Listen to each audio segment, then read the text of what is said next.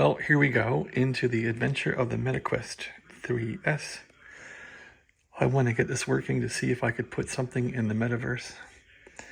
So I'm just now experimenting with this. I did download all the software development stuff onto my Mac computer, which is right here. And I gotta get this thing fired up and put it in developer mode. Anyway, it's a very Apple experience to get this box open. It's nice. So you slide off the little cover here by taking the two tabs off the sides, and then you can open it up, and it really opens up nicely. And it's packed very nicely. So these controllers have a really, really rich feel. The buttons are soft and nice. And looks like you pull a tab out to activate the battery. Yeah, these are really, really great controllers. Wow. This is actually a really nice system.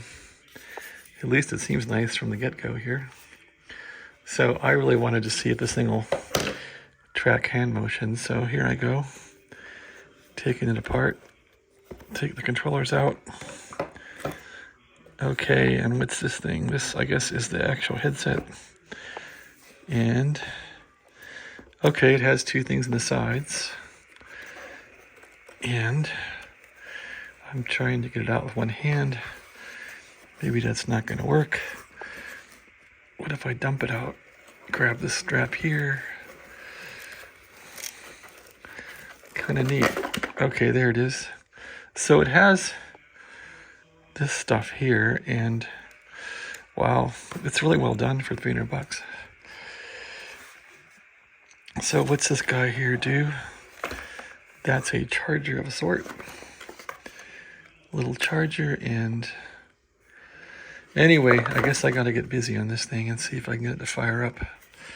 So I'm gonna cast it off to a computer to show people how it works. I've done some videos on this thing, and that's what got me to buy it.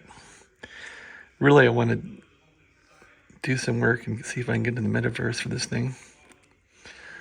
It's heavy. Lots of guts in this thing, I guess. Looks like there's a charge port. And it's got the cameras on the side, or motion sensors. It's pretty wild, people. Way to go, Zuck. All right, I'm going to try and fire it up.